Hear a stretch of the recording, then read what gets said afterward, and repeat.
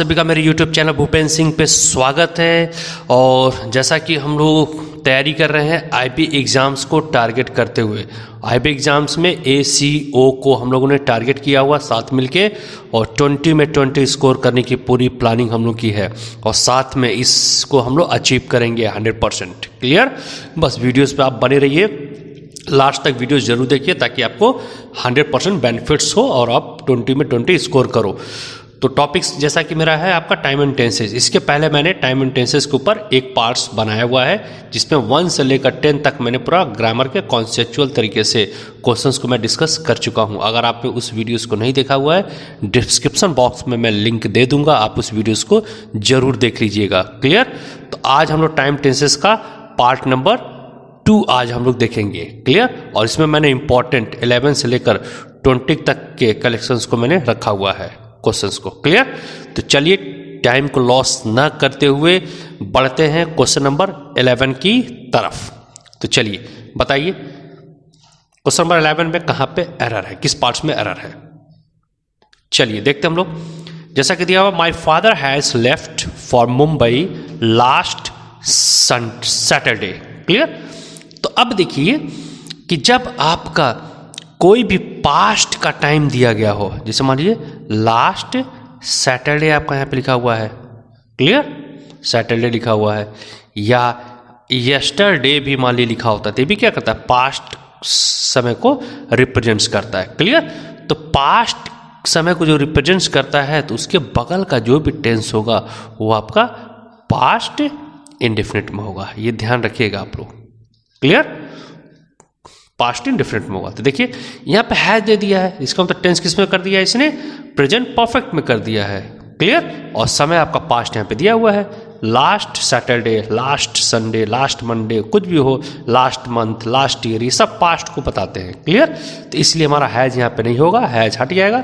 Left हमारा यहाँ पे सेकंड वर्ब का रोल प्ले करेगा हैज के हटते ही, और सेकंड वर्ब का रोल, सेकंड वर्ब्स हम लोग यूज करते हैं पास्ट इंडेफिनिट में। तो इसलिए हमको सुधार नहीं करना है। कहाँ पे किस पार्ट में एरर है, पार्ट 2 में एरर है। क्लियर? तो चलिए आगे बढ़ते हैं नेक्स्ट क्वेश्चंस की तरफ। क्वेश्चन नंबर 11, क्वेश्चन नंबर 11 में बताइए कहाँ पे एरर है। क्वेश्चन नंबर 11 हो गया, sorry question number 12। Question number 12 में कहाँ पे एरर है बताइए। I could not remember what did he say to me that day about all this. ठीक है, बताइए किस पार्ट में एरर है। तो अब आप यहाँ पे ये देखिए कि आई कुड नॉट रिमेंबर, ठीक है ना, what did he say to me that day about all this. ठीक है, तो यहाँ पे देखिए स्ट्रक्चर्स में गलती है, सेकंड पार्ट्स में एरर। कहाँ पे, सेकंड पार्ट्स में। क्या होगा आपका यहाँ पे कि यहाँ पे जो क्लॉज है ये वॉट के बाद का जो क्लॉज है आपका यहाँ पे सब्जेक्ट आ रहा है हेल्पिंग वर्ब के बाद। क्लियर? डिड के बाद आ रहा है। और हम लोग जानते हैं कि डिड का यूज हम लोग किस में करते हैं, जब सेंटेंस नेगेटिव हो या इंट्रोगेटिव हो। तो देखिए कहीं पे भी नेगेटिव का सेंस यहाँ पे है नहीं, और ना ही कहीं पे इंट्रोगेटिव का सेंस है। क्लियर? तो जब ये सिंपल सेंटेंस है तो सिंपल सेंटेंस में हेल्पिंग वर्ब डिड का यूज नहीं करते हैं पास्ट इंडेफिनिट में। तो डिड यहाँ से क्या होगा, हट जाएगा, और से की जगह पे क्या हो जाएगा आपका, सेड हो जाएगा, क्योंकि V2 फॉर्म यूज करते हैं सिंपल फॉर्म में।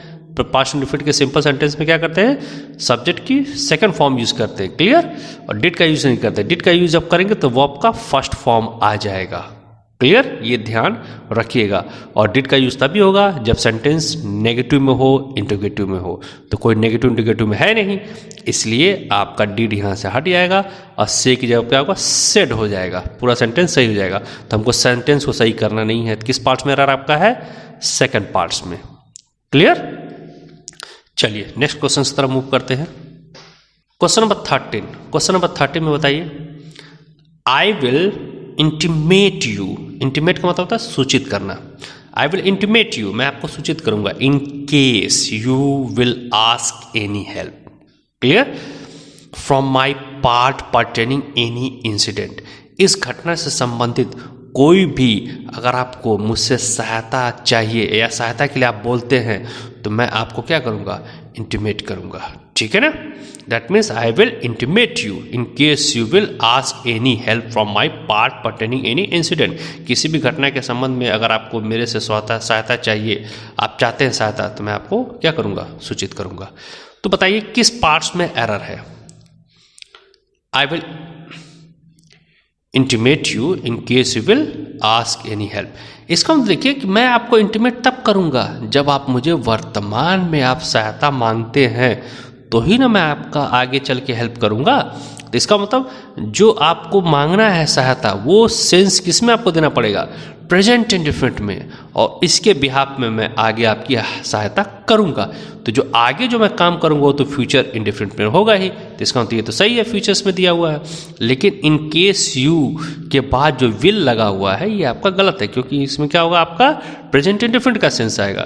तो in case you ask any help, इतना कर देंगे तो पूरा सेंटेंस सही हो जाएगा। तो खैर हम लोग को क्या करना है, एरर का पार्ट देखना है, तो इसलिए विल हट जाएगा। लेकिन यहाँ पे विल लगा हुआ है, तो इसलिए आपका क्या है, सेकंड पार्ट्स में एरर है। क्लियर, ध्यान से। चलिए नेक्स्ट क्वेश्चन की तरफ मूव करते हैं हम लोग।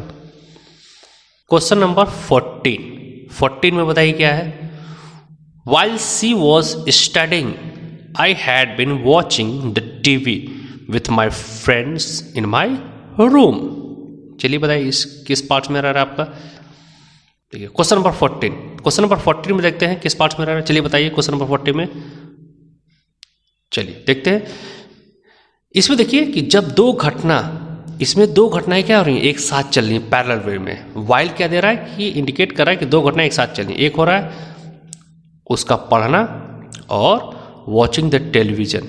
एक बंदे का सी का पढ़ाई चल रही है यहाँ पे, और आई क्या कर रहा है, टेलीविजन को वॉच कर रहा है। और वाइल इंडिकेट कर रहा है कि ये दोनों घटनाएं क्या हो रही हैं, एक साथ चल रही हैं। क्लियर, एक साथ ये दोनों घटनाएं चल रही हैं। तो जब दो घटनाएं एक साथ चलते हैं और सेंटेंस में वाइल से इंडिकेट किया गया है, तो दोनों जो घटनाएं होंगी वो आपकी एक ही टेंस में होंगी। और किस में होंगी, पास्ट कॉन्टिन्यूअस में। और ये भी किस में होगा, पास्ट कॉन्टिन्यूअस में। क्लियर, ध्यान दीजिएगा। अब वाइल इंडिकेट कर रहा है कि दोनों घटनाएं क्या और एक साथ चल रही हैं, तो इसलिए यहाँ पे सी वॉज स्टार्टिंग, यहाँ तक तो ठीक है, पास्ट कॉन्टिन्यूअस में है।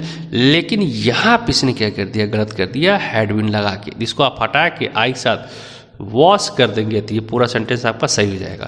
तो इसलिए इसका पार्ट्स कहाँ पे खत्म हो रहा है, सेकंड में। तो इसलिए सेकंड पार्ट्स में क्या आपका एरर है।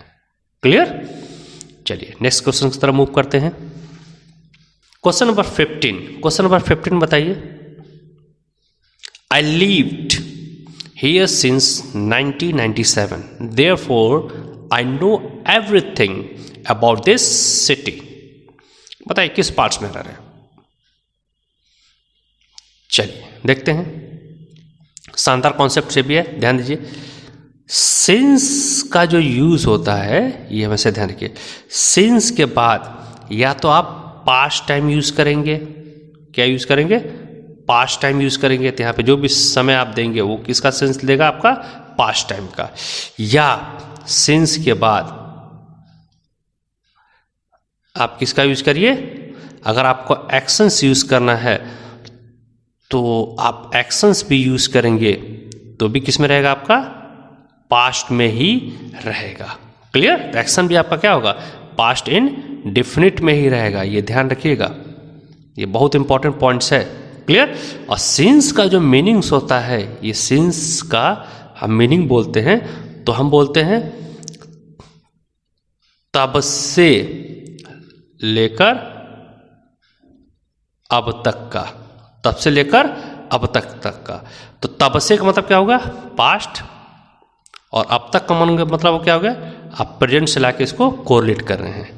ठीक है ना, सिंस का मतलब से नहीं होता है, से तब देगा सेंस आपका, से नहीं होता है, वो बच्चे गड़बड़ी कर देते हैं। तो ये होता है तब से लेकर अब तक का सेंस देता है। तो तब से का मतलब पास्ट हो गया, और अब तक का मतलब होगा प्रेजेंट हो गया। क्लियर, तो आपका यहाँ पे ये सेंस दिया हुआ, ठीक है ना। अब सिंस यहाँ पे लगा हुआ है, तो अब सिंस की जो बगल वाला जो होगा, ये जो टेंस होगा, इधर का जो टेंस होगा बगल का, वो सिर्फ दो ही टेंस में हो सकता है। किस किस में हो सकता है, या तो आपका प्रेजेंट परफेक्ट में होगा, या आपका किस में हो सकता है, प्रेजेंट परफेक्ट में हो जाएगा या तो प्रेजेंट परफेक्ट कॉन्टिन्यूअस। क्लियर? इन दो टेंसेस में सिंस के बगल वाला पार्ट्स होगा। क्लियर? तो आप देख लीजिए किस पार्ट्स में है। तो देखिए यहाँ पे सिंस का यूज किया गया। अब देखिए समय क्या है आपका 1997, इसका मतलब कौन सा समय है? पास्ट का टाइम है। क्लियर? तो 1997 क्या हो गया आपका? पास्ट का टाइम होगा, मतलब 1947 से लेकर अब तक वह यहाँ पे रहता है, यही सेंस आएगा। क्लियर? तो इसलिए देयरफॉर, इसलिए आई नो, मैं जानता हूँ सब कुछ इस शहर के बारे में। ठीक है? तो अब यहाँ पे देखिए किस टेंस में आ गया? V2 फॉर्म में आ गया। तो V2 फॉर्म पास्ट इंडेफिनिट में यूज करते हैं। इसका मतलब हमने बताया कि प्रेजेंट परफेक्ट में होगा सिंस का बगल वाला पार्ट्स, या तो प्रेजेंट परफेक्ट कॉन्टिन्यूअस, इसी दो में होगा आपका। ठीक है? तो इसमें इस टेंस में दोनों में से कोई नहीं है, तो इसलिए किस पार्ट में एरर आपका है? फर्स्ट पार्ट्स में। ठीक है? अगर इसको आप सही करेंगे तो क्या करना पड़ेगा? आई के बाद आपको यहाँ पे हैव लगा देंगे तो पूरा सेंटेंस क्या होगा आपका? सही हो जाएगा। तो हमें सही तो करना है नहीं, एरर का पार्ट्स खोजना है, तो इसलिए फर्स्ट पार्ट्स में आपका क्या है? एरर है। क्लियर? चलिए नेक्स्ट क्वेश्चन की तरफ मूव करते हैं हम लोग। अब बताइए क्वेश्चन नंबर 16। क्वेश्चन नंबर 16 में बताइए, the film started before we reached because we were late. अब बताइए यहाँ पे क्या पार्ट्स है? चलिए और बताते हैं कि जब आपका बिफोर का यूज हो जाए, तो बिफोर यहाँ पे किसका काम कर रहा है? कंजंक्शंस का। देखिए एक क्लॉज को इधर जोड़ रहा है और एक क्लॉज को इधर जोड़ रहा है। क्लियर? तो इसका अगर पार्टिसिपिव स्पीच की बात करें तो बिफोर यहाँ पे किसका रोल प्ले कर रहा है? कंजंक्शंस का रोल प्ले कर रहा है। ठीक है? तो अब यहाँ पे ध्यान दीजिएगा कि जो बिफोर के बाद वाला पार्ट्स जो होता है ये सेकेंड इवेंट्स माना जाता है, क्योंकि देखिए जब वो पहुंचा तो फिल्म क्या होती है? शुरुआत हो चुकी थी। इसका मतलब ये हो गया आपका फर्स्ट इवेंट हो गया। तो इधर का जो पार्ट होता है बिफोर के इधर वाला पार्ट, ये आपका सेकंड इवेंट होता है। कौन सा होता है आपका? सेकंड इवेंट होता है। ठीक है? और इधर वाला जो पार्ट्स होगा आपका वो होगा आपका फर्स्ट इवेंट होगा, पहली घटना होगी। ठीक है? तो जो पहली घटना होती है वो किस में जाएगी? आपकी पास्ट परफेक्ट में। और बिफोर किधर वाला घटना जो सेकंड घटना होगी वो किस में जाएगी? आपकी पास्ट इंडेफिनिट में। क्लियर? अब इसके हिसाब से देख लेते हैं हम लोग। तो बिफोर किधर वाला चीजें तो क्या है? वर्ब का सेकंड फॉर्म यूज किया, इसका मतलब ये पास्ट इंडेफिनिट में है इधर, लेकिन इधर वाला पार्ट्स क्या है आपका? पास्ट परफेक्ट में नहीं है, क्योंकि पास्ट परफेक्ट के लिए आपको यहाँ पे सब्जेक्ट के बाद क्या लगाना पड़ेगा? आपको हैड लगाना पड़ेगा, तब जाके ये सेंटेंस आपका पूरा सही होगा। इसलिए नहीं लगा हुआ है, तो इसलिए किस पार्ट में एरर आपका है? फर्स्ट पार्ट्स में। क्लियर? चलिए नेक्स्ट क्वेश्चन की तरफ मूव करते हैं। Question number 17। क्वेश्चन नंबर 17 बताइए क्या है? He is going every day for a morning walk with his friends and neighbours. बताइए किस पार्ट में एरर है?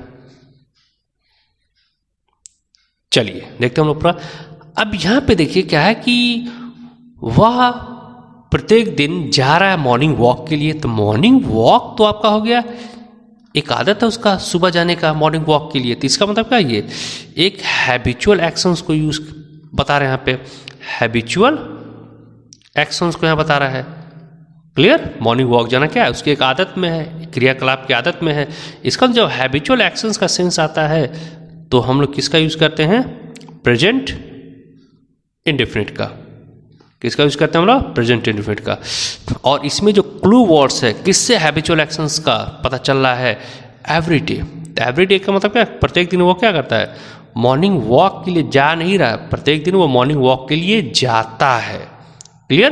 तो जो हैबिचुअल एक्शंस को जो इंडिकेट करते हैं वर्ड्स, वो प्रेजेंट इंडिफरेंट में टेंस को लेके चले जाते हैं अपने सेंटेंस को। क्लियर? एवरी डे यहाँ पे यूज किया गया इस पार्ट्स में, इसलिए ये पूरा पार्ट्स किस में चला जाएगा? प्रेजेंट इंडिफरेंट में। तो जब प्रेजेंट इंडिफरेंट में चला जाएगा तो इज आपका हट जाएगा यहाँ पे, और गोइंग की जगह क्या हो जाएगा? यही के हिसाब से गोज हो जाएगा। तो पूरा सेंटेंस क्या होगा? सही हो जाएगा। तो हमें सेंटेंस सही करना नहीं है, तो किस पार्ट्स में एरर हो गया आपका? फर्स्ट पार्ट्स में। तो ये आप याद रख लीजिए, एवरी डे। ठीक है ना? ये सब हैबिचुअल एक्शंस को बताते हैं, इसलिए इनके साथ जो भी टेंस रहेगा प्रेजेंट इंडिफरेंट में रहेगा। क्लियर? चलिए नेक्स्ट क्वेश्चन की तरफ मूव करते हैं। Question number 18। क्वेश्चन नंबर 18 में बताइए कि यहाँ पे एरर है बताइए। चलिए बताइए। शानदार। अभी मैंने सिंस का कॉन्सेप्ट आपको बताया है एकदम पूरा, सिंस का मैंने कॉन्सेप्ट आपको एकदम बताया है। क्लियर? तो आप देखिए सिंस के बगल का जो टेंस होगा वो किस में होगा आपका? प्रेजेंट परफेक्ट में हो सकता है या तो प्रेजेंट परफेक्ट कॉन्टिन्यूअस हो सकता है। तो यहाँ पे सिंस का यूज़ किया गया है, इसका मतलब इसके बगल में क्या है? I have not played cricket since, तब से लेकर अब तक मैंने क्रिकेट नहीं खेला है। ठीक है ना? तो तब से लेकर मतलब क्या होगा? एक्शन से यहाँ दिखा रहा है कि जब से मैंने कॉलेज छोड़ा है तब से लेकर अब तक मैंने क्रिकेट को नहीं खेला है, इसका मतलब सिंस है। तो सिंस का जब यूज़ किया गया तो इधर का जो टेंस होगा वो प्रेजेंट परफेक्ट में होगा या तो प्रेजेंट परफेक्ट कॉन्टिन्यूअस।